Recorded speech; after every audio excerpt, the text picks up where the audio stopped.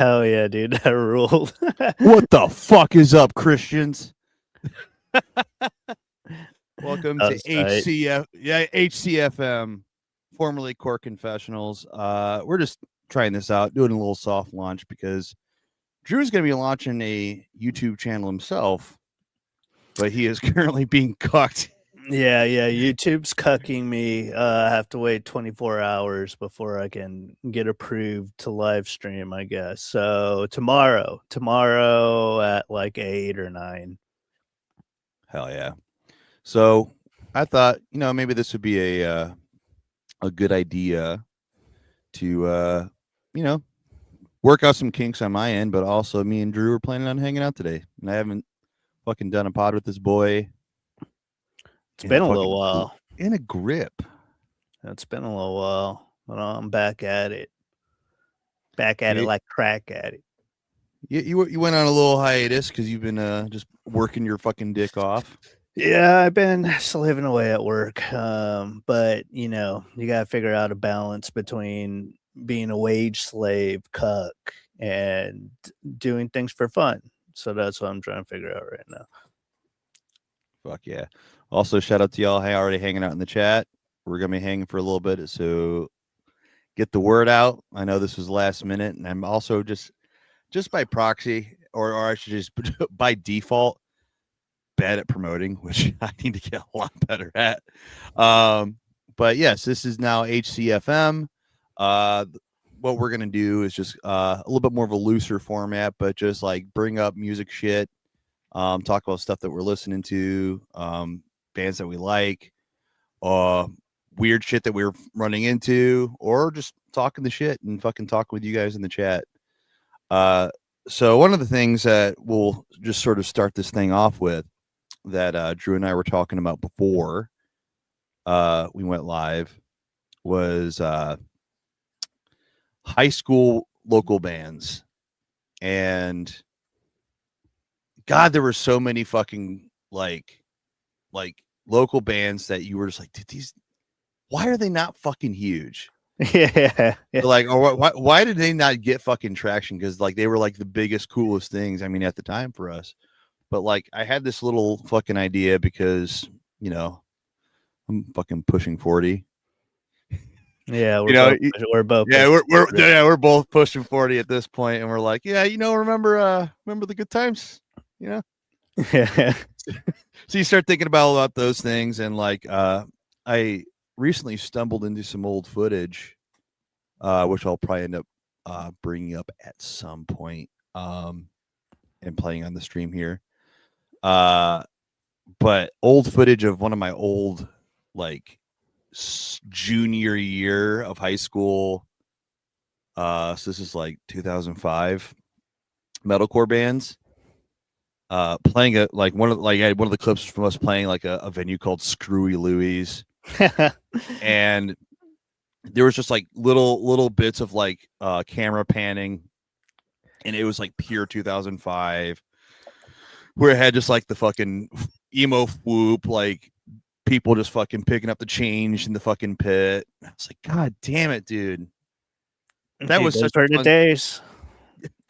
They were the days. But then I had this idea where I'm like, a lot of us are like getting to be middle-aged now. And I think those with like families and children, our kids are getting older now. My kid's a teenager now. So I think there's now this new, like almost oncoming wave of just like middle-aged old band dudes who are like, oh wait, I have some free time and actual money now. Yeah. Well, it is funny like how much of a resurgence there is of like bands from our decade. You know what I mean? Yeah. Like when we're in high school, it's like there's all these bands coming back now. Remember, like a few years ago, I saw Algernon Cadwallader in Brooklyn. Dude, what a Brooklyn show. Dude, I know. It was so fun. It was so fun. There were so many people there, like kids too. Like not even people like my age, like kids. Where I'm like, yeah, no, you've never listened to this band. You weren't there. Yeah, exactly. But you weren't figuring this shit out in your fucking 1993 Buick Skylark. But what it was making me wonder is, like, are kids, like, because when I was in high school, I was looking up, like, all these, like, obscure bands, like, music on the internet just became a thing. You would try to look up these obscure bands that nobody knew about, like, your age, that were before your time. So I'm wondering if there's gonna be a little bit of that happening with, like, kids now. Just Dude, look. it is. Yeah, So the reason why I've sort of validated that is because the semi-monthly emo night that I yeah, host in Toledo, um, when I do karaoke, I mean a lot of it's an all ages sort of thing, and when some of these like 18, 19, 20 year olds are coming out, they're signing up for some really obscure shit for karaoke. yeah, Like I had like this dude couldn't have been, if not all still in high school, fresh out. yeah. But he fucking signed up for Jerome's Dream. Wow. Like I don't know if you know or are privy to them, but they're like a really obscure uh like Chicago based like noise screamo band from the Yeah, 90s. yeah. And like this kid was born 18 years ago. I'm like, what is happening? Yeah, man. I think there it has to be happening where kids are just finding, like, music that they would have never heard of if Yeah. they didn't if they lived, unless they lived in the moment, but just because of the internet now, it's like you can find anything, which is cool, which is what I was into when I was a kid, so, Yeah, you know. we had pure volume. Yeah, Pure Volume, MySpace Music. Oh yeah. Damn, dude, those were the fucking days. Well, speaking of MySpace music and metalcore music, Ian, as I lay dying is coming to my town. Didn't that dude try to kill his wife? Yes, he fucking did. Wait, really? Are you not privy to the Tim Lambesis lore? No. Okay, so for those not in the know, shout out Texas Guy 69. Nice. Um, so as I lay dying, a seminal Christian metalcore band from the early 2000s, which those fucking first two records, Frail Words Collapse and fuck, what's that? Whatever the fucking second record is. Um, just they set the fucking standard of like the metalcore that all literally I ripped off so many As I Lay Dying riffs in my starter kit, like metalcore bands. Yeah. But like, so long story short, the vocalist of this band, Tim Lambesis, he was just kind of like this really scrawny dork forever. Okay. He's a taller guy, but he was just always like when I first saw them when he was like a smaller dude, he was maybe barely pushing 200 pounds. Like he was scrawny. Oh, dude, But if that's scrawny, then I'm, like, non-existent. well, I'm saying he was taller. He's a taller guy. Yeah. But he like as they got like super famous, like I think something broke in his head Yeah. and he was like, I'm just going to get super Jack Diesel and take all of the steroids. And he didn't quite full Benoit out, but he was like probably a couple clicks before going full Benoit. And supposedly, based on his steroid delusion, he tried taking a hit out on his wife. Really? Oh, wait, I think I do remember something about this. Yeah. And so it was this whole thing. He went to fucking prison for like 3 years. He got out on good behavior. And then when he got out, he like did this whole like huge redemption tour of like, I'm a changed man. I'm, so full of regret. I want to make things right. And, anything I do, I'm going to, donate to this fucking charity. And like he spent like a good year and a half, like really trying to be like, no, I'm actually a really good guy. And so then like he got his band back together with like the original bandmates, and they did like one reunion record with him, and then did like one tour, and then everybody quit around him Because of him? because they're like, oh no, he's still a piece of shit. Yeah. Like, and then he hired a whole new band full of like other like seminal metalcore like music. Yeah, like dudes from like a band like Unearth and shit like that were in there. Okay. And they did a record with him. And before the record even came out, they all quit around. That's crazy. Yeah, you have to be a bit like a true piece of shit for that to happen around me, you know what I mean? Like, but damn, yeah, no, I kind of I do remember this now. I didn't know that the band got back together though, let alone made an album. Yeah, That's and crazy. here's the fucking thing. It's a great album. It Yeah. like and that is one of those like those moments of like almost guilt where you're like, fuck, I know he's a piece of shit. I know he's fucking garbage. Yeah. But man, is that a good riff. Yeah. Thank God. Thank God Lost Prophets sucked. You know what I mean? It would have sucked if you were never able to listen to Lost Prophets again because like and their music was good. But fortunately, what was that guy's name again? We don't say his name on Oh here, Drew. yeah. We shouldn't say his name. We shouldn't we shouldn't Dude, okay, wait, I didn't. Oh yeah, that's right.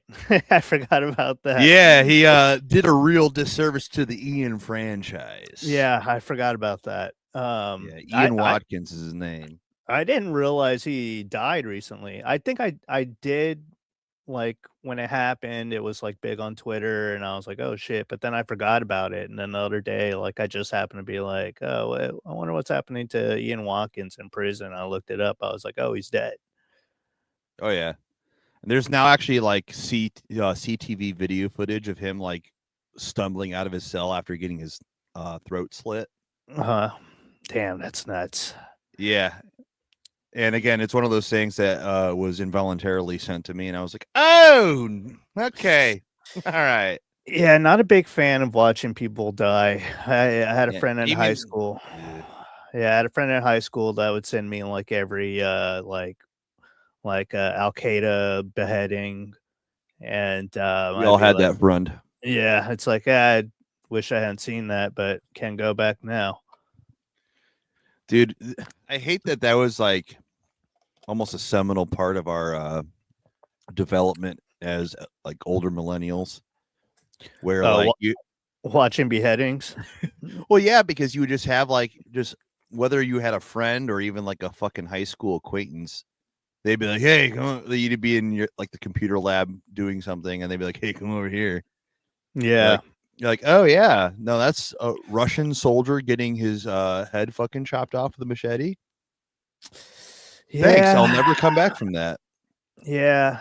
Panda's talking about Lemon Party in the chat and Two Girls, One Cup. Two Girls, One Cup. What about Tub Girl? Do you guys remember Tub Girl? Tub girl, cake fart. Cake Fart, Those are Goatsy. a little well, those are a little bit more lighthearted.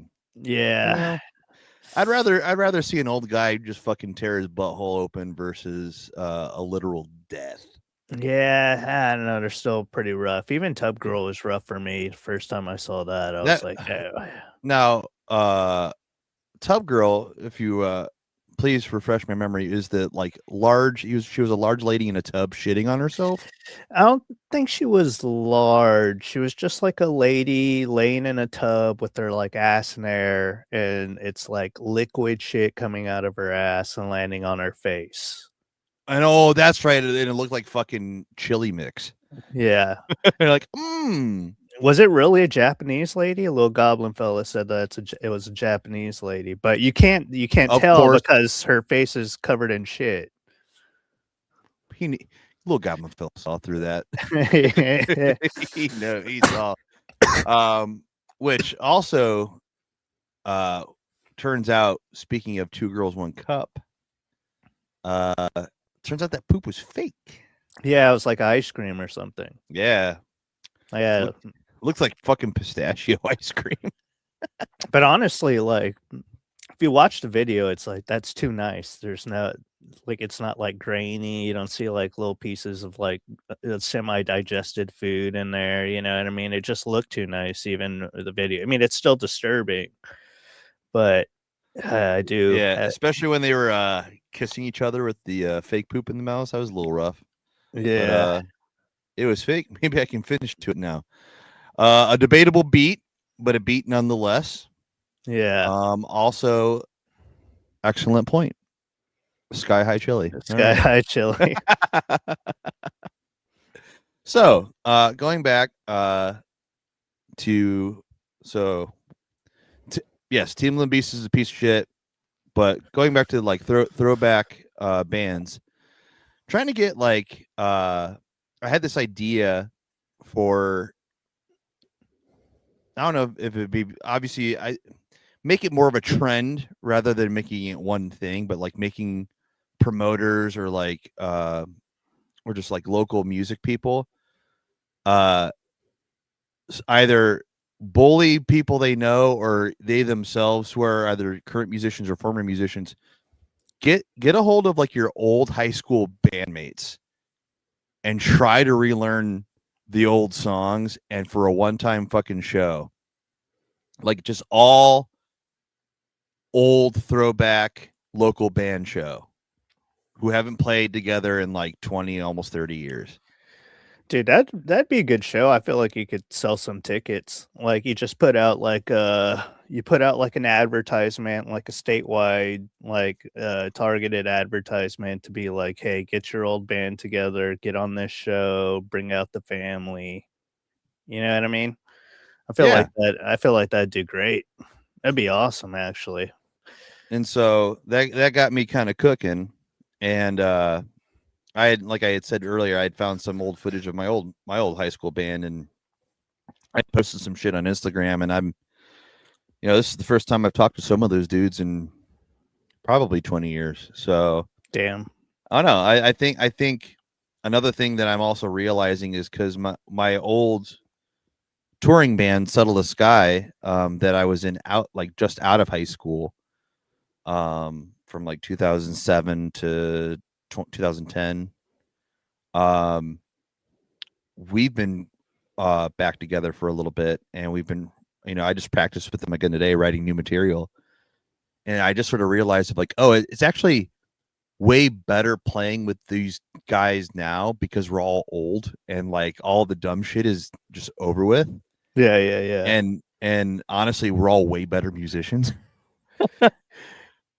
Yeah, I So mean, that makes sense. So, I'm kind of cooking on this idea of like, man, what if I can just convince all those old folks because I could play the fuck out of some of those riffs now in a way better than I ever could.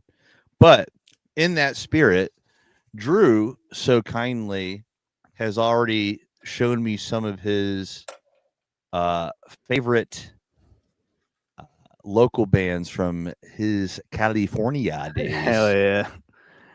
yeah. Well, before I pull this one up, this first band, Yacht Club. Is that what their name is? Yeah, yeah, the band's called Yacht Club. I'm not sure what the song is. Like, I don't really remember the song names. I just remember the band, but Yacht Club, they're like a math rock indie band that I loved. That was short-lived, but like the guys that were in this band were like the local like music heroes. And yeah, these were like the guys I looked up to when I was like 14, 13 through like 15 years old. These guys rule. Damn. All right, let's see if I can. This is one of the bits. Like I know on Cornfed, one of the bits is troubleshooting audio, but now this is my new bit, or this is kind of my ongoing bit of. Can Ian figure out how to fucking share screen properly? Yeah, this shit's probably gonna be loud as fuck too. Yeah, we can adjust as needed. One sec. Yeah, I can just take that volume down about halfway. There you go. We should be all right now. All right, let us give a rip on this here. This is Yacht Club in Fresno, California, 2004. Oh hell yeah, dude.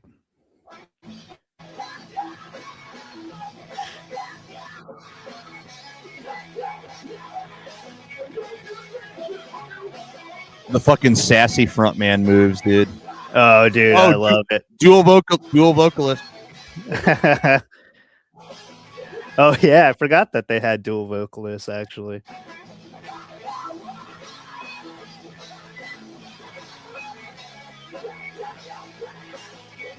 Dude, those riffs are solid, man. Like, Yeah, dude, this is great.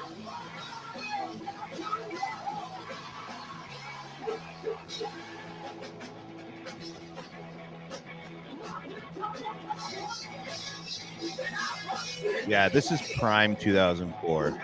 yeah. Oh yeah. So love that. And I love that's such the time because there was almost like a formula to it, especially with math rock shit. And if you had like the dual vocalist situation, it was almost always like the same dynamic. Kind of the shorter, stockier one who did probably the more vocals, and then you always had the like other taller, scrawny, kind of gayer guy. Yeah. Who's addicted Uh, to drugs. and he's always the one. He's always like, you're like, ah, yeah, we needed that guy. yeah. Like very, very Blood Brothers type formula. Hell yeah, dude. Blood No, Brothers rules. that fucking ruled. So this other, I'm gonna play a little bit longer on this one because I am yeah.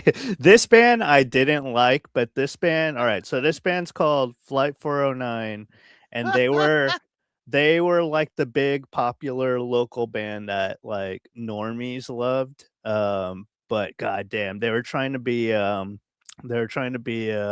what's that Fallout Boy so bad. That's what what they were going for. oh real pop punk hours. Yeah. All right, let's give yeah. this let's give this a rip here. Flight 409. Flight 409. And everybody, before I pull this up, just take a fucking breath and enjoy the fucking hair. Okay. Yeah. And remember, I did not like this band. Yeah. Do not besmirch Drew's like Musical taste. We won't tell you what we just heard in here. All right, welcome back to Studio B. 409. Hold on, let's pause that real quick. What was that? We're not going to say what we just heard in here. I like that it's on the local news too. Yeah. So now I have questions. Like, what are we doing? It was like he was talking about like 14-year-old girls. He's like, yeah. I just love my 14-year-old girlfriend. Okay, and we're live. All right, let's get a watch. 409. Right, yeah, good. Hey, who does your hair, man? It's cool. You guys got Ashley, man, from Zarconi. Awesome, dude. man. Oh wait, pause it real quick. Is it real? Pause it real quick. Right. Yeah. This guy talking, the guy on the news, he's a local news legend from my area called his name's Kopi Soteropoulos. What a name. I was in a math rock band called Kopi Soteropoulos that was named after this guy right here. Whoa, we're gonna get into that a little bit after this, but, what a dude, that is an incredible math rock name. Yeah. I love that sort of fell in your lap of like, oh, that's perfect. Yeah. I love how we're also paused on mid fucking hair fix. Yeah. Like, listen, guys, we were there. You know, there's plenty of footage and pictures of me, like 19-year-old Ian with fucking straight hair. You know, you used a hair straightener and shit like that. But I can never commit to this bit, dude. I can never do it. Like, I just like having long, straight hair. This fucking hairstyle. Well, these hairstyles, it's so funny because like back then I was like, damn, I want hair like that so bad. And then like flash forward to the future, it's like the Karen haircut. Yeah, it's it really right. Like it really is just a Karen cut. Yeah, just copy and paste it on a 48-year-old woman's face, and there's the prototype. Yeah. Right, let's hear some of this music. How long Yeah, you here guys we been go. playing together? How long? 6 years. 6 years. Y'all went to 6 what schools? years. Clovis East. Come a little closer so We everybody went to Clovis East. Yeah. We're some from Los Angeles. What an amateur not knowing how a All over the microphone works. Stanford. Good, beautiful. And what's your style of music? What do you call it? Besides loud? I hate his New Age guitar. rock and roll. New age rock and roll. Guys, Oh, gross. You guys do any Gregor Pietrogorski, possibly Opus 6 or anything? Okay, just kidding. Yeah. Just kidding. Okay. What are you guys playing next? Where are we playing? Thursday. We're playing at the Belmont this Thursday. All right, check them out. Yeah, it's gonna be good. What time? 7 o'clock. 7 o'clock, 7:30, whenever. You Be just show there. up. Be there. All right, ladies and gentlemen, Flight 409 in Studio B. Take it away. Put that reverb on. Oh, he wasn't even the singer. Bend my arms back as far as they will go. Tilt your head back. Speak slow into your room. Everything is fine, and I think that I'm lost again. 16 months of hell, and I'm over and done with this. Can you see me through your window? Can you teach me everything that I need to? Can you please stop this angel?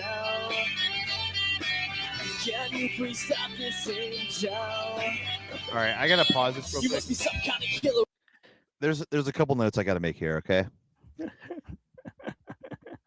So, there's a very specific dynamic that happened here just now that I almost borderline had like I don't know if it got caught on my webcam just now of borderline PTSD. Where Really? Yeah, because so the guy who was part of the interview is the guitar player, but not only that, he's the rhythm guitar player. The other guy is fucking doing the he's just playing rhythm guitar. He's being interviewed because he looks the weirdest. Yeah. It is pretty funny that the lead singer wasn't the one that was being interviewed. Right. And then like he like came on stage like with his hood up, like he's like too cool to I'm so fucking punk rock. But like, Yeah. no, that specific dynamic, there's at least a handful of local bands from my heyday that I remember. Like you had a vocalist, but you had like a rhythm guitar player almost be your front man. Yeah. And by front man, I mean like he was always the guy talking in between songs, and the actual singer wouldn't say shit, or if he did, he'd be like, "Oh hell yeah," or and also he's like the main guy who makes the fucking like engine run. So he's always like trying to be in front, and like essentially trying to be the face of the band. And it's like you're like the third or fourth guy of the five guys in the band of importance in what you actually what you actually do. But because you have a shitty Karen haircut and you have a little bit more charisma on the mic, you almost like take on all the umbrage of what a fucking frontman's supposed to do. Yeah, not only that, Kopi Soteropoulos did all like the heavy lifting for like that little intro. He had to be like, all right, what time, when's your next show? What time's the show? Oh, what? Yeah. Hey, well, he was also even like, you might want to get closer here. Yeah, had to give Talk a to the microphone. Yeah, You know how the microphone works? Yeah, the rhythm guitarist, it's like never been in front of a microphone before. He's like, wait, what's going on? Shit. All right, let's get another about 30 seconds on this, because so far what I've heard the song, there's no dynamicness really with it at all. Or something. I hope that you can hear this. Some kind of killer with a passion for me. She said, "Would you take her in slow?" Off 10 timing. inches What? above. Yeah, What? that's pretty bad. That's pretty bad. Did he literally just go sex? Wait, is that what happened? I thought he was. Hold just on. timing. Rewind. Okay. listen to the singer. He goes like sex. Let's try this again. Can you please stop this angel? Can you please stop this angel? You must be some kind of killer or something. I hope that you can hear this. Some kind of killer with a passion for me. She said, won't you take a He red did. slow? A passion for me. Sex. Also, dropping that on the local news station, I don't like that. Also Giving my looking at the. Go ahead. saying he's giving my man Kopi a heart attack in the background right now. He's probably off camera, just like fucking like this, just like He's telling him to go to commercial. amateurs. These amateurs. But like the other guitar player, he had another fucking local band trope of this time, the fucking multicolor hair. Oh Less crazy of the fucking haircut like the other guy, but also still pretty emo with the blonde streak. You gotta have the blonde 10 streak. inches above the knee. Oh, On. take me. Hey. She said, won't you take a red slow? 10 inches above the knee. Okay. Yeah, that's folks, that's enough of that. Flight 409, folks. Shit. Wow. Wow. What a wonderful show. So now that I'm so that actually made me mad. I appreciate that you sent that, but like damn.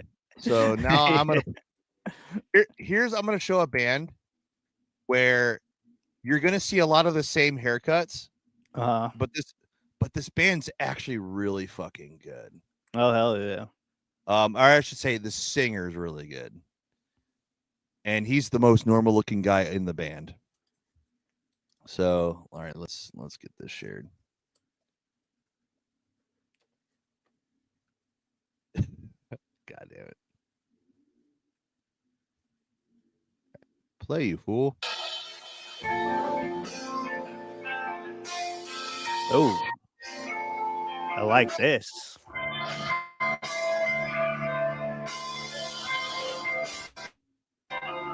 Little blonde streak in the background.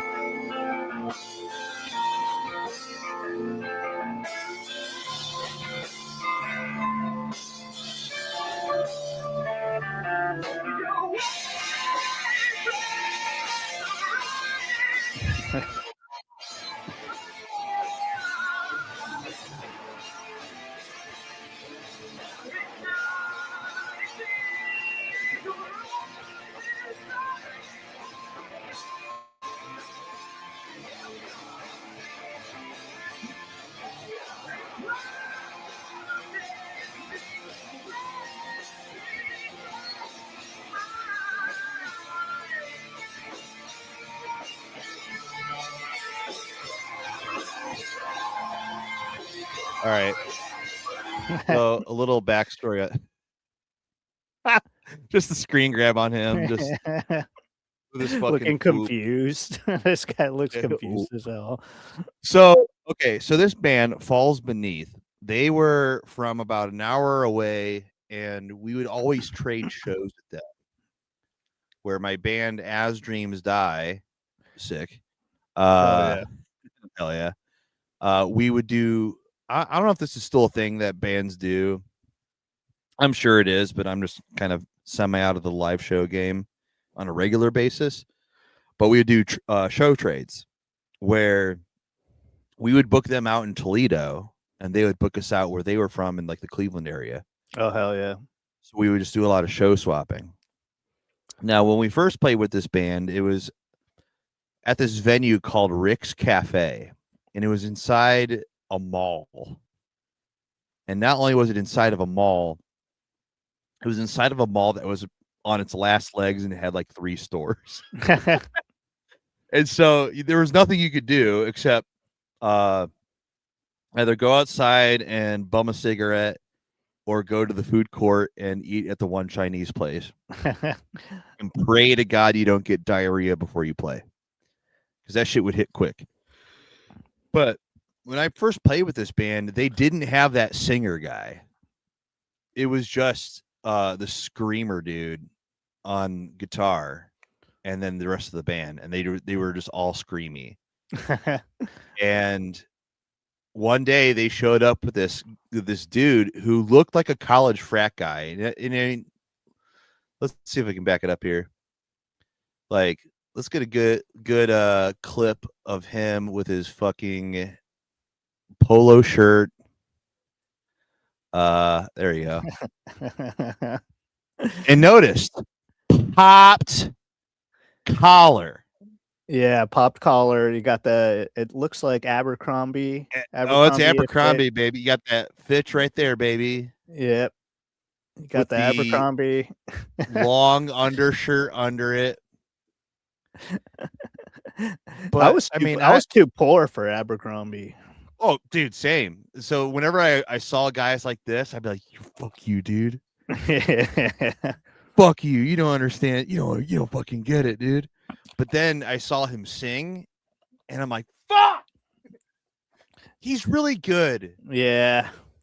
And it's like, and I will say genuinely, he was a really nice guy. And I'm like, Yeah. You didn't want to like him, but you like him. Every high school insecurity, like fat goth Ian, hate was seething when I first saw this guy, and I'm like, he's the enemy. And then I know that feeling. He had like the prettiest fucking singing voice, and he was like, when he would watch us play, and he would be enthusiastic the entire time. Hell yeah. And you're like, fuck. can't hate him. Let's see if we can get some more. Also, this bass player also wearing a polo, a button up. I'm sad that like their earlier stuff, he's a really fucking good bass player. Like he was doing like some funky shit and like popping, snapping and shit. Yeah. And like this later stuff, he does almost none of it. They does tone it down. And they tone it down. He just does regular bass stuff. Yeah. Fucking dude. And as former member of the bass player union, you gotta let those boys shine sometimes. Yeah, you gotta let the bass rip. All right, let's get another little clip of this. We'll move on.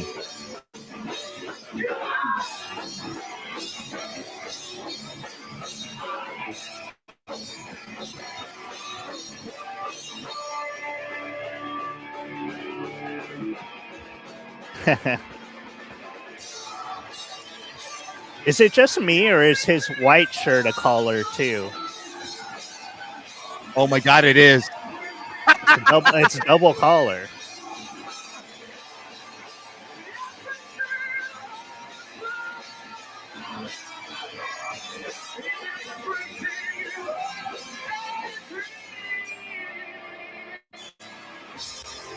All right, let's go to this fucking chill out part.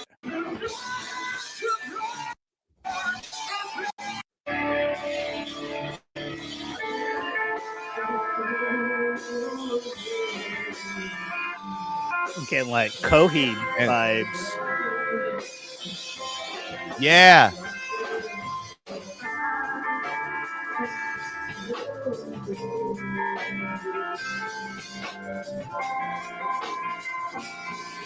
Tune your guitar. Ooh, rough.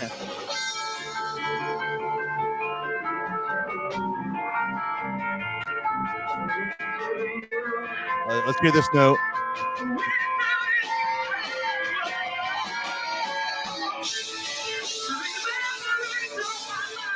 Yeah. Yeah, 15-year-old me would have loved this. You're really good. 15-year-old me would have loved that. Like that. Dude, and 16-year-old me loved playing with them every time because they hit every mark. I was like, yeah, that's how you do that. Mm-hmm. Can I send you another song? Dude, honestly, please do. And if anybody in the chat has any old local bands, like, let me know what to look up on YouTube, and I'll see if I can pull some shit up.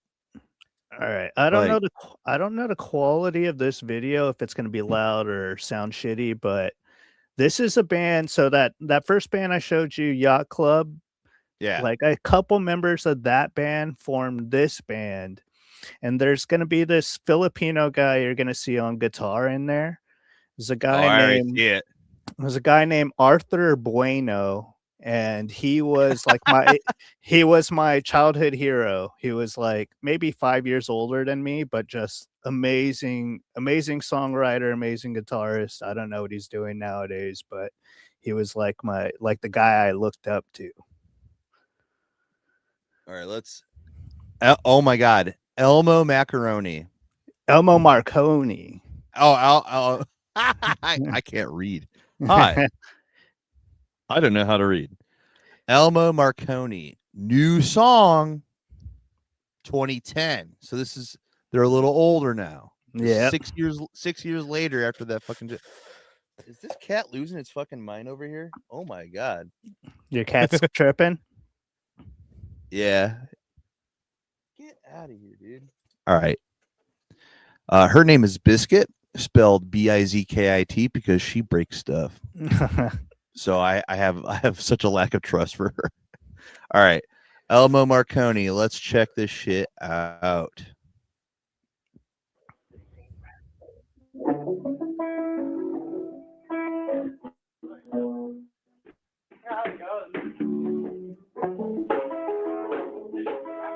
I had a conversation.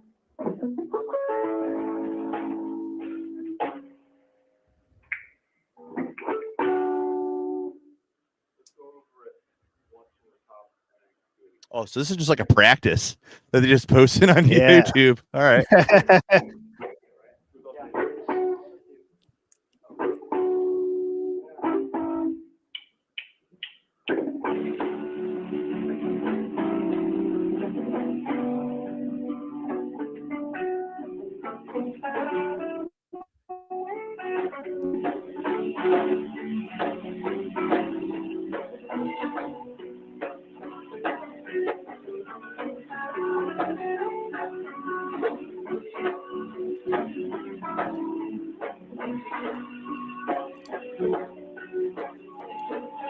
All right, this video sucks.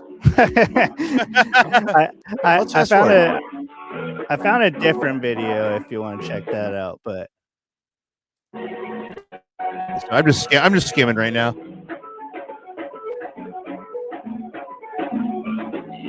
That's cool, yeah, dude, but he definitely was not good such for a entertainment purposes of just looking at his back. yeah, amazing guitarist though. I love that dude, still do. Every once in a while, Oh, yeah. I'll like Google his name just to see what he's up to. But if I remember correctly, it seems like he just blogs about music now, which is cool. But Dude, I did that like I think probably about 3 or 4 years ago when I was really hard into my like beginning stages of, oh fuck, I'm getting old. I'm gonna fucking try and remember when I was cool. And like I started looking up all these old local band dudes that I used to hang out with and play shows with. And I'm like, what are they doing now? And boy howdy, if you ever want to make yourself sad. yeah, it does just suck.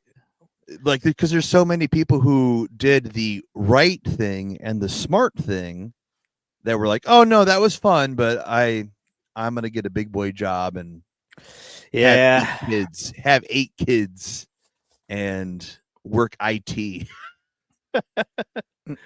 or be a fucking or fucking sell houses and shit. yeah, they're like a cop now.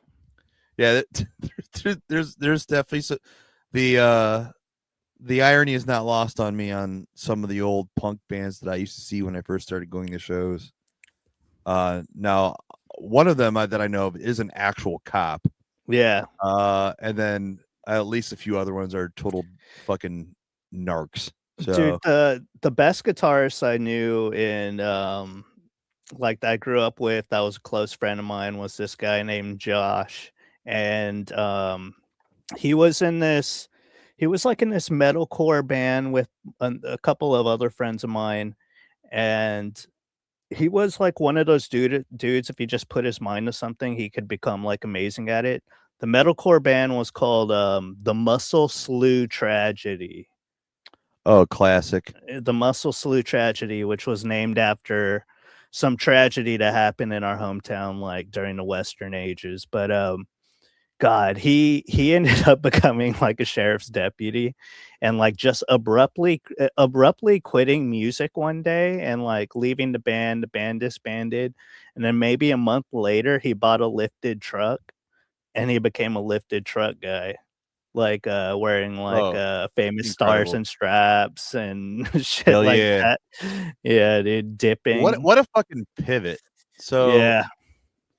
so it looks like Drew Huntley, Sergeant Joe Friday. Is this a band? It sounds like a band. It sounds like a It good sounds band like a band, but also I can recognize that Drew also might be like 30 cores deep. name. Yeah, He he's just on might be course he, 33 he, right now. he might just be saying shit. Sergeant Joe Friday sounds like a cool-ass band name, though. Yeah. A Oh, I'm not even gonna try. Apocryphos? Apocryphos. Okay. Let's see if Apocryphos is on YouTube. Now, this is why hello, can I fucking type Apocryphos? And let's see if that is another thing here. I'm looking. There's a lot of similar band named bands, but they're all like one vowel off. I'm not seeing anything on the YouTubes, Drew. Oh, Joe Friday's from Dragnet. Oh, okay. 13 deep. 13 deep. Hell yeah, bro. Yes, Drew's 13 deep. Let's try and get that to 30, brother. Yeah. All right, hell yeah. But so yes, old local band lore. Always a fun time. What kind of local venues did you go to when you were a lad? Oh man, there was a few. There's one place I don't remember the name of that I saw so many good bands at, and it was like a Christian youth center, but Of course. it just had like a great stage, a great like it was just a great venue. And the guy whose dad owned it was like this very Christian guy, and he had like a Christian folk band. So the rule was that they could book these like really cool shows, but they had to let the Christian folk band be on the bill.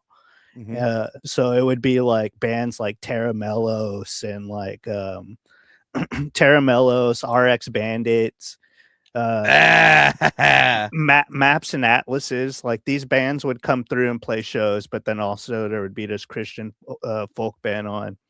And then the other two venues that I'd say I saw like the most shows at was one, there was this like amusement park in our hometown called Adventure Park, I believe is Mhm. what it was called. We do a lot of shows there. And then there was this pool hall called Square Eights that we do shows at. My favorite shows were at Square Eights. It was so fucking fun, man. I miss those days so much. Like just meeting some like local emo girl at some random show. Those were great. Yeah, I had my one of my best friends I grew up with, still he's probably like my best friend.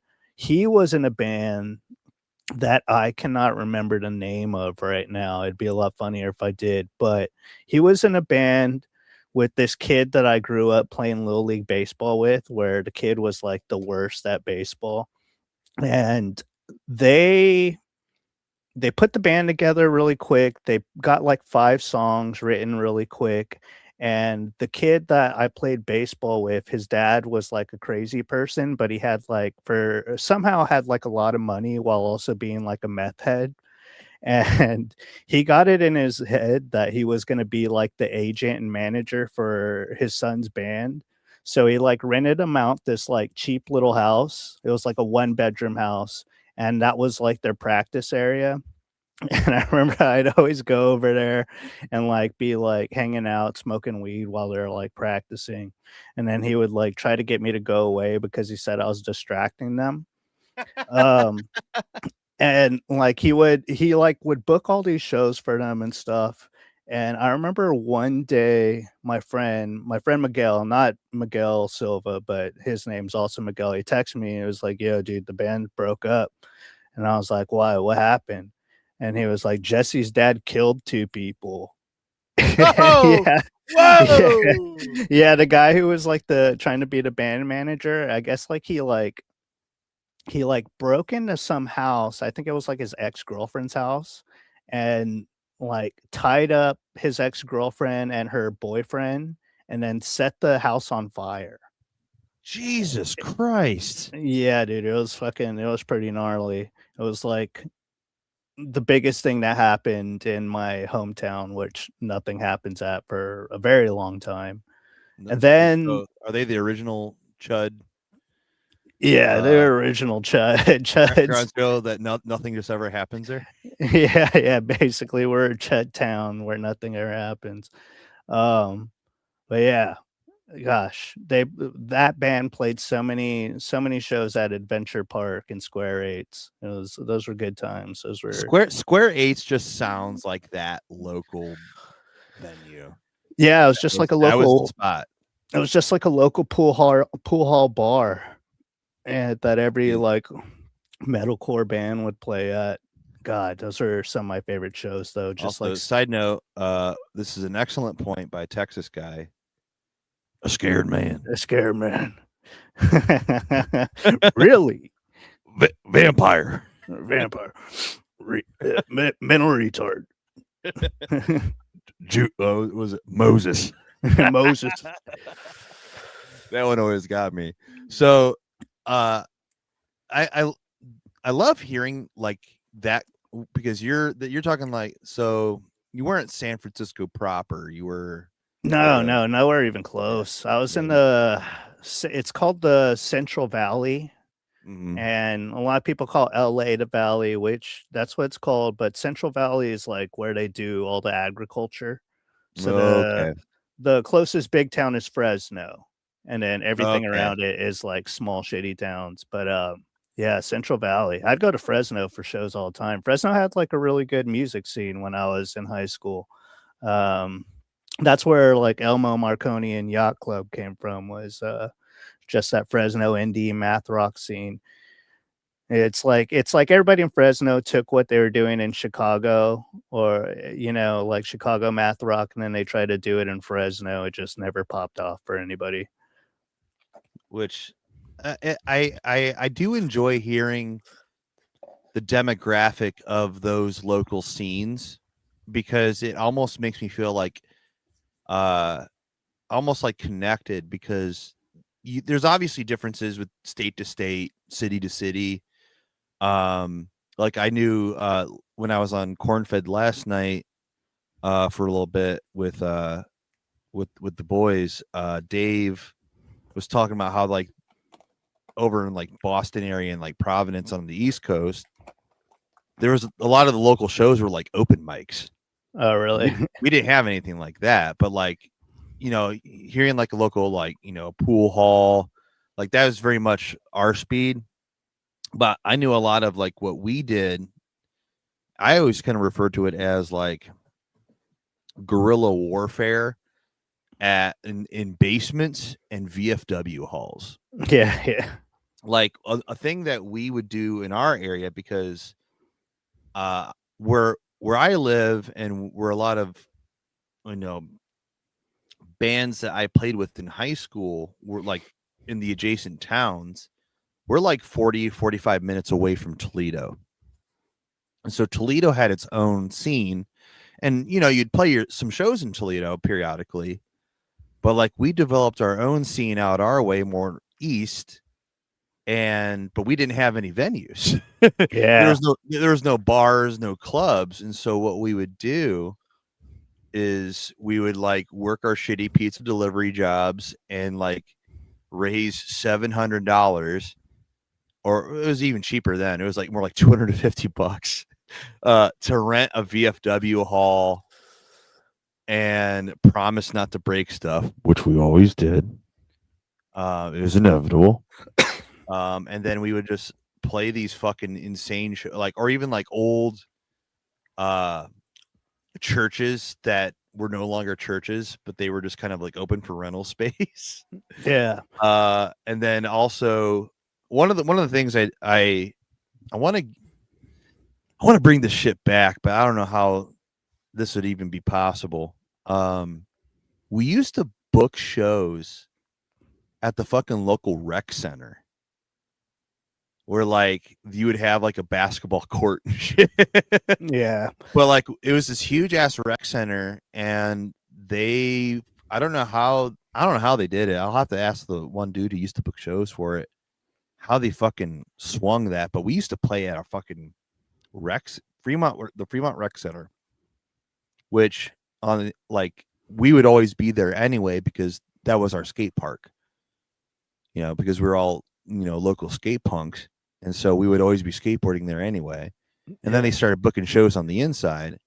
And what's fucking insane is we would book shows and we would always have like a touring headlining band, and like we played with like pop punk, like emo, like bands like Cartel.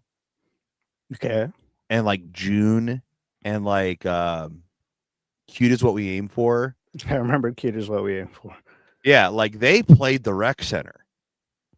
Like but it was like earlier on when they were like first starting, and they would be like on their first couple tours, and then we would grab those bands to play these really shitty local shows. And it was always like I don't know if it was just the same for you, because it sounded like those show bills were like kind of probably similar bands, but there was a lot of shows that we would play. There would be like 10 bands, and it was like almost like a half day thing. And you would have like a death metal band, a punk band, an emo band. You know, yeah, yeah, it was kind of like that. I mean, it was okay, cool. It's like mixed genres. Yeah, mixed genres. It would be funny though, because like it would be like one certain kind of fan that would come out. So like they'd come out there, watch their bands, then some band that plays music that they don't like or care about, everybody would leave the venue, go outside and smoke cigarettes, and then come back in when the band that they wanted to see was playing. It's very weird. What was I gonna fucking say? Yeah, a lot of VFWs, a lot of like Knights of Columbus. Oh yeah. Yeah. Those were the best shows though. Those were like my favorite shows. Oh, yeah, I definitely have a lot of fond memories because I don't know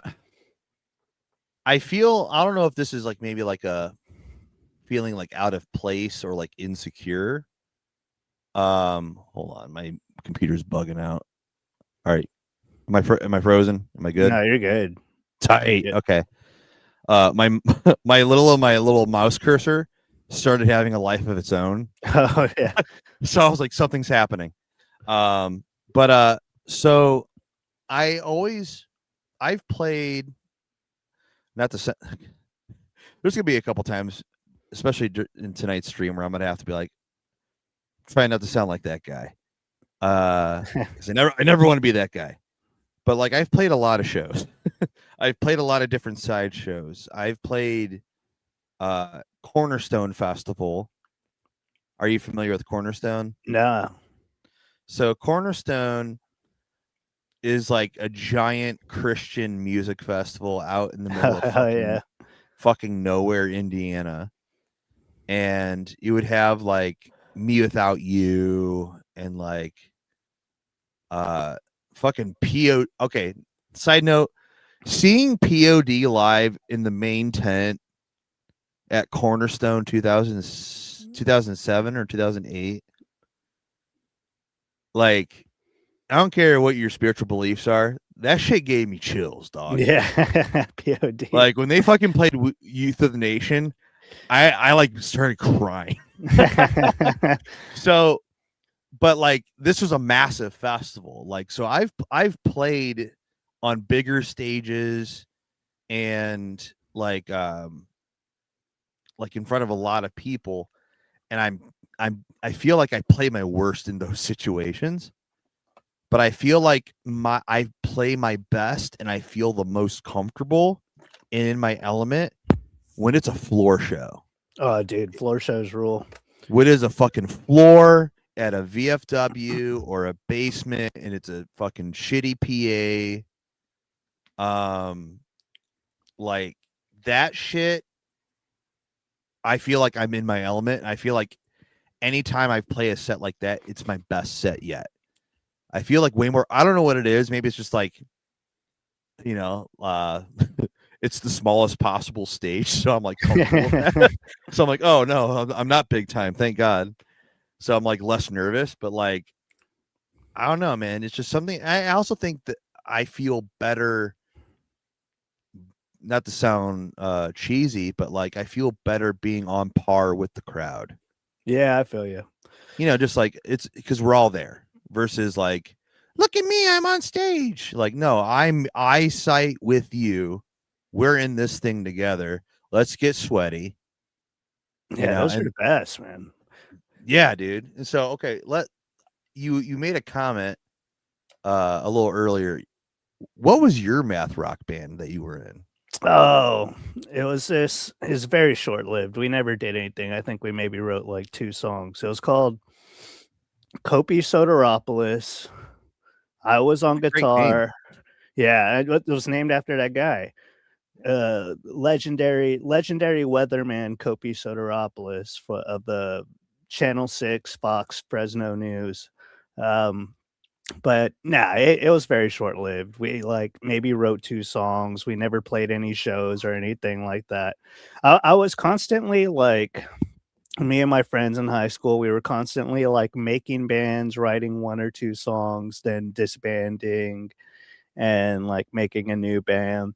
It was always like just like an experimental thing where it'd be like, okay, we're making this band, let's go jam. And then we just jam a lot, but then like never actually do anything. But yeah, Kopi Soteropoulos, man. I it's so funny. I Bring it remember back. I remember there was this hot German girl. I remember why this band started actually. There was this hot German girl. I can't remember her name, but Excellent point. Soteropoulos. Excellent point, Goblin. That is Yeah. a great point. There was Also, Bath Rock. Bath Music to me Rock. too. And Bath Rock sounds like it'd be a pretty cool genre. Yeah, I actually. love a bath. So I Yeah. feel like I love a bath rock. Continue, please. But there was this German foreign exchange student, super hot girl. And I remember starting the band being like, hey, we should get together a band, like, because I wanted to impress this girl. And I remember when we wrote those first 2 songs, like I did like a rough a rough recording of one of them so I could upload it to like our MySpace page that we already had created, even though we weren't doing shows and stuff. You know what I mean? Yeah. I remember uploading it to the MySpace page and then like sending her like a link, be like, "Hey, check out my band," and then just getting no response. And I mean, like, this was a failed. This was a failed whole venture. We can disband the band. We don't have to write songs anymore. This isn't going to work.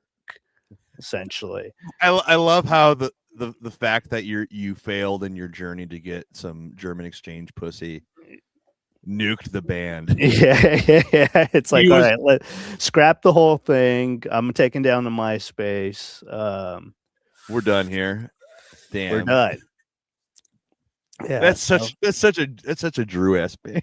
Yeah, like I just want to fall in love. Yeah, damn. Oh, it's not working. Fuck this. God damn, dude, I missed that. That chick was so hot. I'm still remembering, and I'm remembering as a 17-year-old boy. But yeah, God, she was so hot. I think she was like half like Muslim or something, but like non-religious. Which, when you take the veils off of them girls, very pretty. Hell yeah. So fuck, it was one of those things where it's like, oh fuck, I had a thought because of what you said. Fuck. Oh, so yeah, dude. So there was like plenty of bands I half started, and you wrote like a couple songs, and then just kind of always fell apart. But when you were talking about trying to impress a girl, we weren't a band because we were trying to impress girls or anything. But like, you remember the era of Stickam, right? Yeah, of course. So one of my later high school bands, we were called Run Into the Shadows. We recorded like our first like good sounding demo, and at like a professional studio, and we would just put this MySpace link, and we would go to like Stickams, and we would try to convince whoever was playing or whoever was streaming to play the song on air and give us your real-time response. And I remember our drummer Zach, there was like this one scene girl. He was like, "Oh my god, I fucking love her so much." And he was like, "Let's get in there. She's got," and she had like 300 people in her chat. Oh And jeez. we were like, "Hey, we're in a band. We're fucking doing this. You know, like, you should totally play her song." We're like, we sound like Silverstein. You know, like we're like, "Whoa." You know, and she played the song, and she was like, "This kind of sucks." And dude, Zach was fucking devastated. He was like, "We're never doing this again." Ah, damn, dude. I miss seeing girls so much. See, I never met, I know I'm only a couple years older than you, but I feel like I kind of I missed the mark on that, because I never was like into like anyone that was like a scene girl. I was like, at that time, like 2006, 2007, like the weird indie chicks. Yeah. Well, the Who singles listen- came weird indie chicks. That was like Oh. that was the metamorphosis. You know what I mean? Like, Okay, so maybe dating then made more sense to me when those scene girls dropped the raccoon hair yeah. and were like, I really love Modest Mouse, actually. Yeah, I only ever hooked up with one scene girl, and she was half Mexican, half Indian. And the only reason she hooked up with me was to make my best friend jealous. And Jesus Christ. but here's the thing was my best friend knew about this, and he was trying to ditch her. So he was like, "Just go for it, dude. I don't give a shit. If you can get her to stop bugging me, that'd be great." And then so we like hooked up a few times, and then she realized like it wasn't working, it wasn't making him jealous, and then we just stopped talking completely. Dude, you had so many Yokos, dude. It's crazy. Yeah, Where are the goth BBWs? it's a good question. Excellent question, Dexus guy. We don't really have goths around where I'm at, and there's very few and far between. And like I'm a very married man nowadays, but like even if I was single, like, you know, there's not a lot of goths around here. Yeah, we have them out here, but they're hard to find. You have to go to like their events. You know what I mean? Like their shows. You got to go under a bridge somewhere where they're doing this with glow sticks. Yeah, I tried getting when I first moved here. To the city, the first thing I was like really excited about was being able to go to smaller venue shows again, like more often. You know, because they're always happening in the city, of course. And I found one of those venues, and it was this place called the Broadway in Bushwick, Brooklyn. And classic. I started going, but then like maybe the third time I was there, I realized that they were doing the thing where they didn't get people who were of age to drink wristband, or no. Yeah, they didn't give the wristbands to the people that were of age. They'd give the wristbands to the people who were underage. So then you would have all Weird. you'd have all these kids going into the show and they would just like cut off the wristband or like erase the X on their hand so they could get drinks. And I remember being in there and I saw like this like girl who couldn't have been over like 16 years old, like rubbing the X off of the top of her hand, and I was like, I can never come here again. This is I'm too Eee. I'm too old to be here. You know what I mean? Like, That's how I was when I lived in Bowling Green for a while, which is a local kind of college town. And I moved there when I was 21 or 22. But then I had a kid at 23, and being the local just dad, even though I was in my early 20s, I felt like an old man. yeah, I bet. I was like, what are these kids out here? I'm like, I can't be around this. And then there and definitely a lot of the local bars, there's a lot of like 19 and 20-year-old college kids fucking trying to do the same fucking move. Like, just no, I'm totally yeah. like, I'm like, I can't be here. I'm just an Yeah. old man now. Yeah, it was rough. I went with I went on a Tinder date with a girl. It was like she was like a really cute like Latina girl. I was super stoked, and she took me out to a show. I forget the venue, but it was in Bushwick as well. And we were at the show. One of her friends was like one of the lead singers in a band. And she kept on being like, hey, I gotta go dip for a bit. And she would like go dip and then come back. I was like, all right, well, that's weird, but whatever. I'm having a good time. Strike one. And then at the end of the show, she told me that she sells coke, and she kept on like going like and meeting people like outside the venue to sell them like blow. And then she never hit me up again. listen, not gonna lie, sounds like a horrible date, but however, selling coke on a Tinder date, kind of baller. yeah, it was Hey, pretty cool. The streets never sleep. I got work. Yeah. Shit. Yeah, it was a weird one. I think I was like 32 when I first moved here, and she was like 24 or something like that. And I was like, yeah, these young kids are fucking crazy. What? That's not what we would do. We would go outside and ask for cigarettes. Yeah. That was that was like the extent of our debauchery. Was like, hey, or like being the guy with fucking Black and Milds. Yeah. Fucking cigarellos, dude, wine flavored.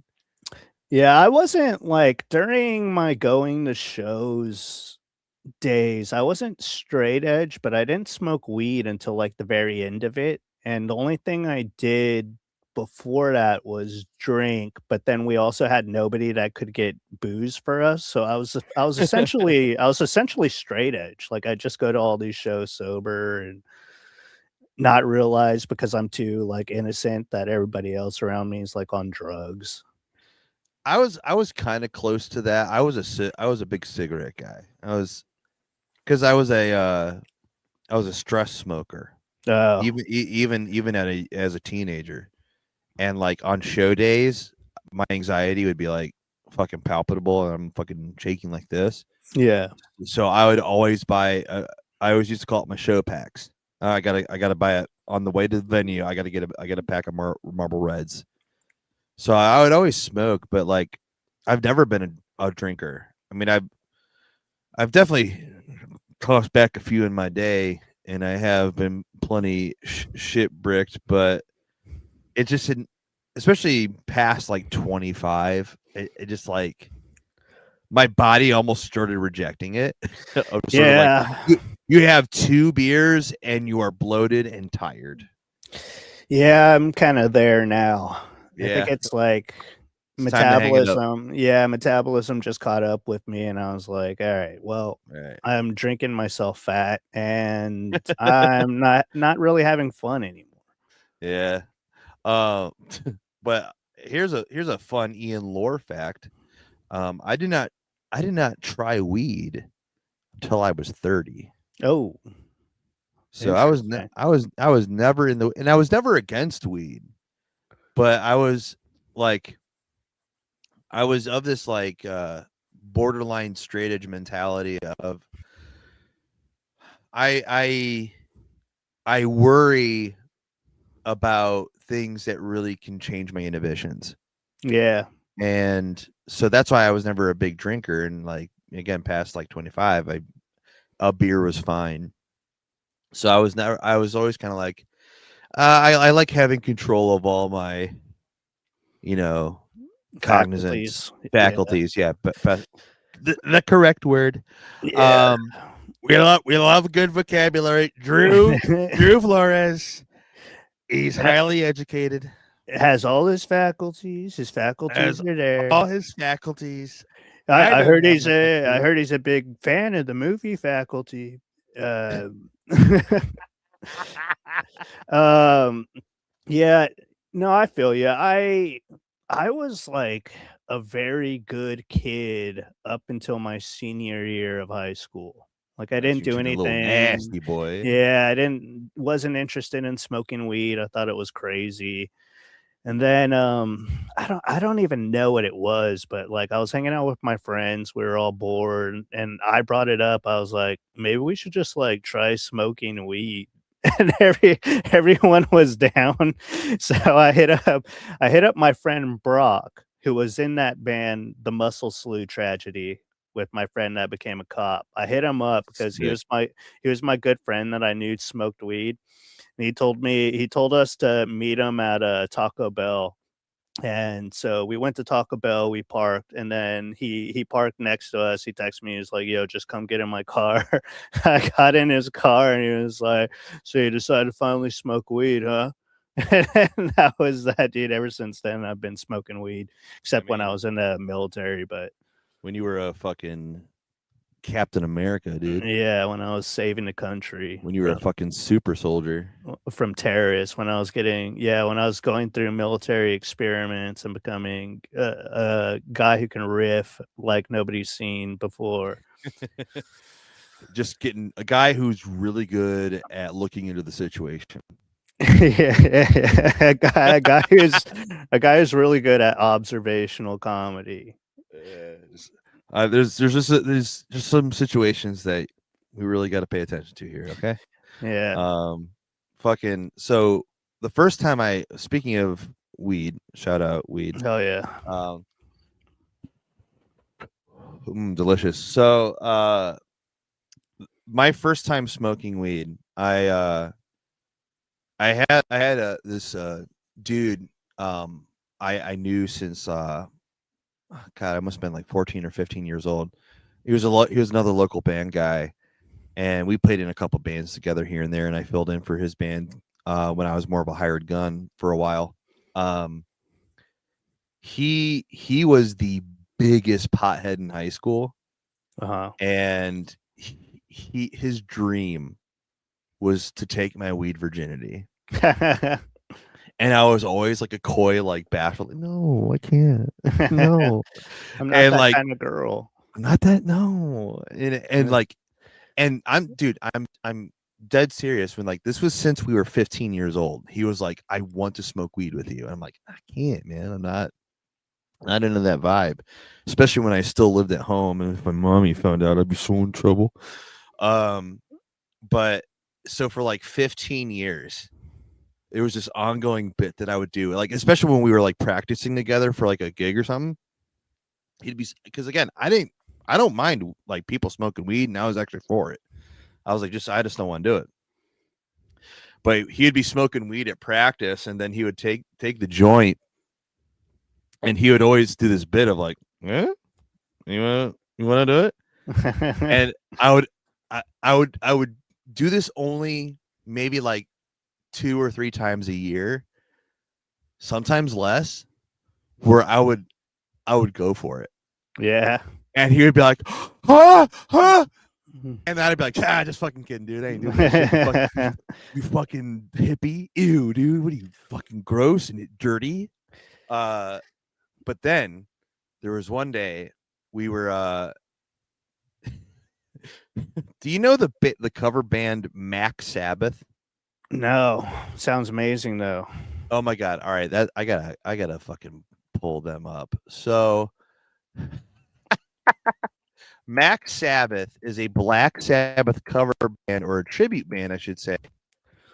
That they do Black Sabbath songs, but altered to be about McDonald's.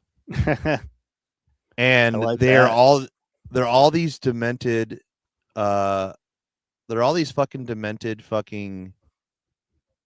Oh, here we go. This is a perfect video I'm going to show.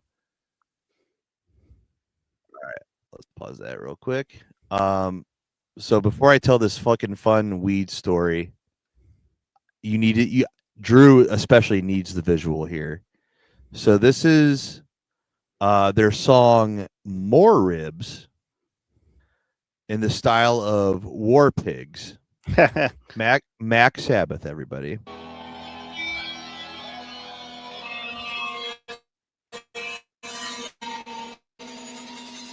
That rules.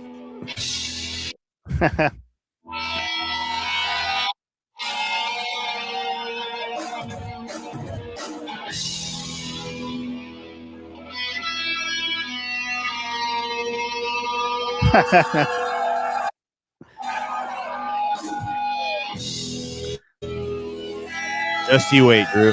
Just wait till you see the singer.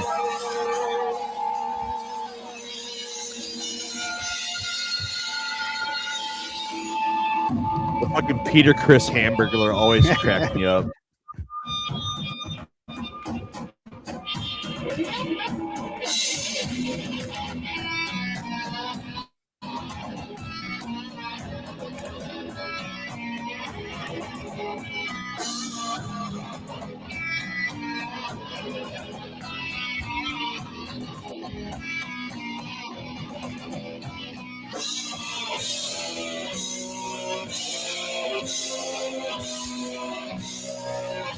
And just like Black Sabbath, really fucking long intros. Yeah. All right. I love the drum kit. Oh yeah, they're fucking burgers. Oh yeah. Okay, here we go. Dude, just you wait.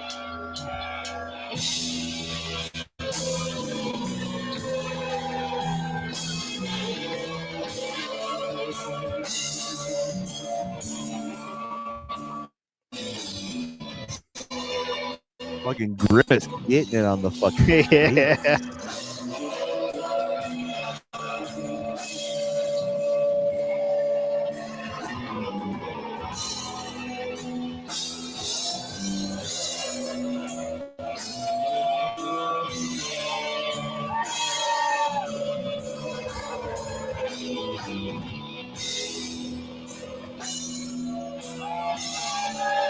Oh, here he is.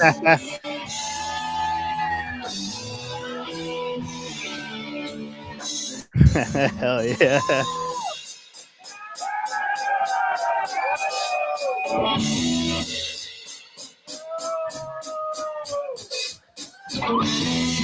After classes, no more with boardroom classes. All kinds of quick fun munches. Get right down for Ronald's lunches. Big Macs are burning. Holy shit, your pork is turning. Where things are unwashed time. How big rib I've got to buy. Now All right, let's do the reveal. Yeah. Show the fit. Yeah.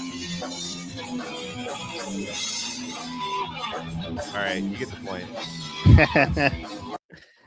Yeah, that rule. So That is Max Sabbath.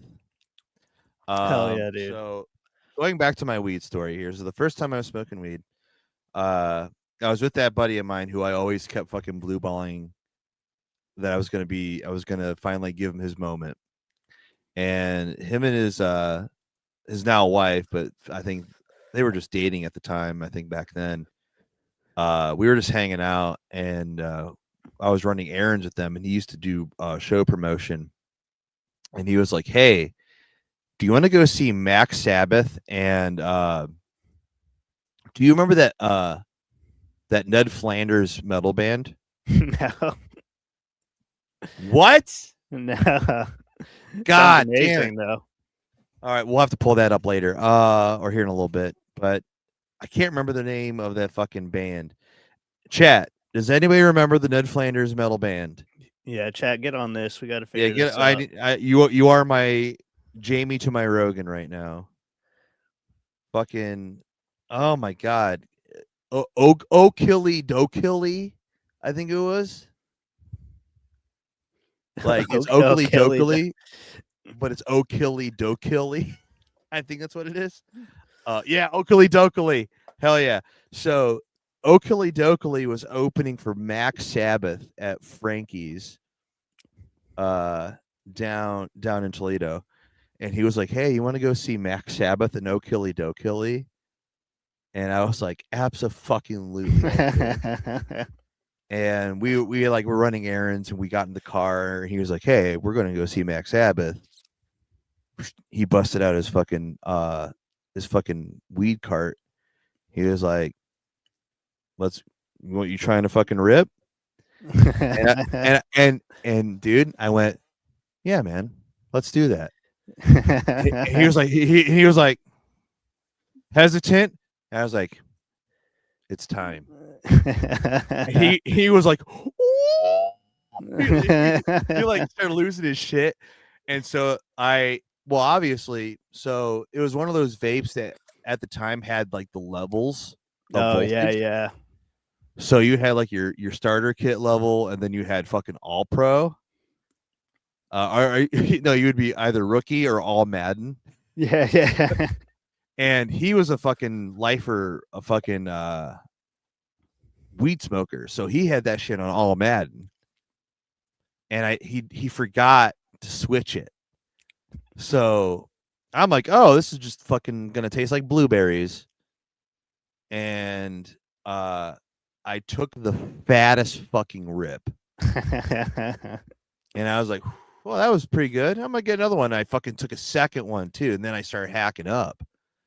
And that may have been one of the closest times I was probably the highest I've been.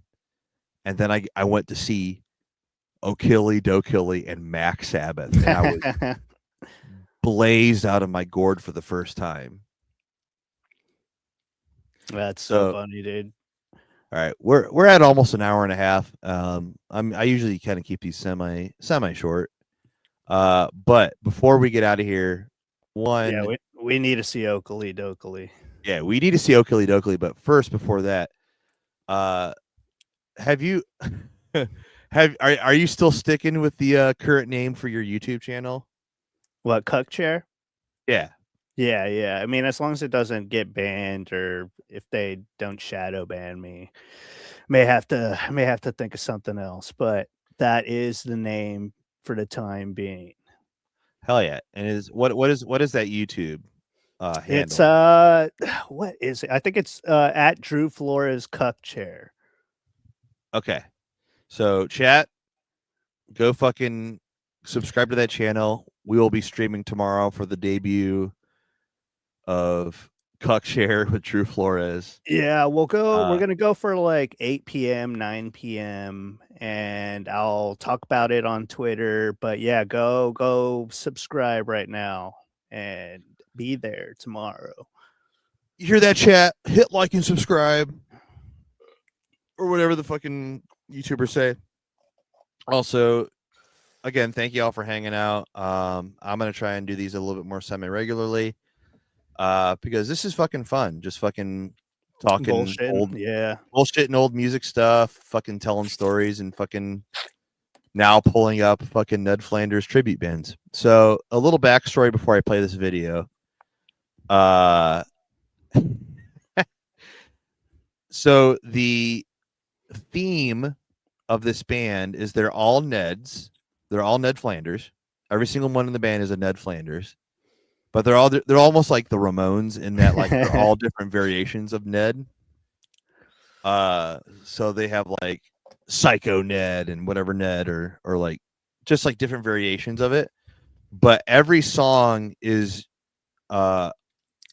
based on a line that Ned Flanders would say in the show. Bless you, child.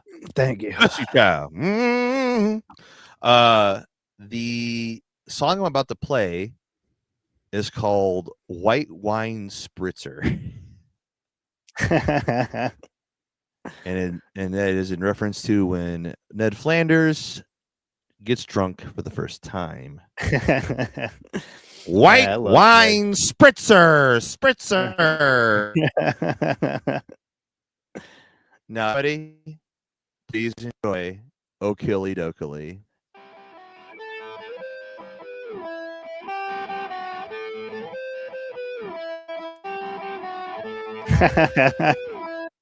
Hell yeah.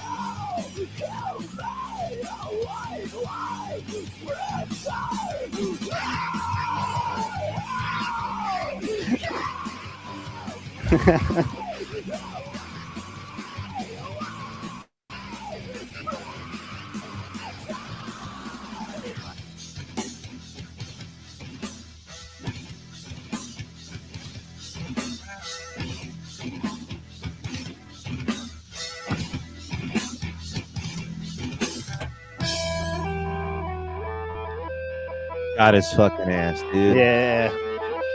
I love that.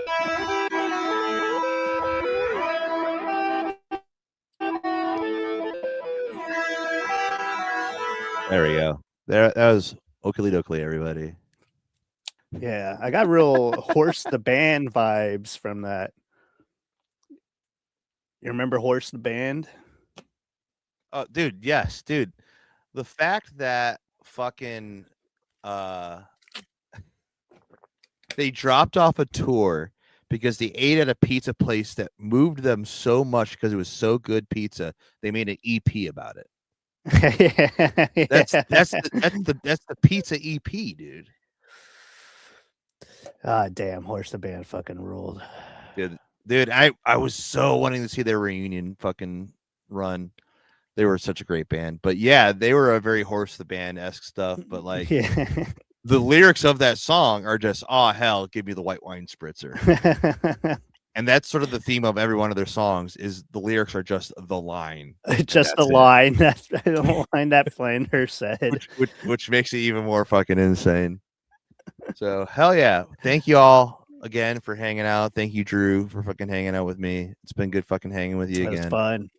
fun. Again, Drew Flores Cuck Chair on YouTube, premiering or soft launching. Soft launch tomorrow. Let's say 9 p.m. 9 p.m.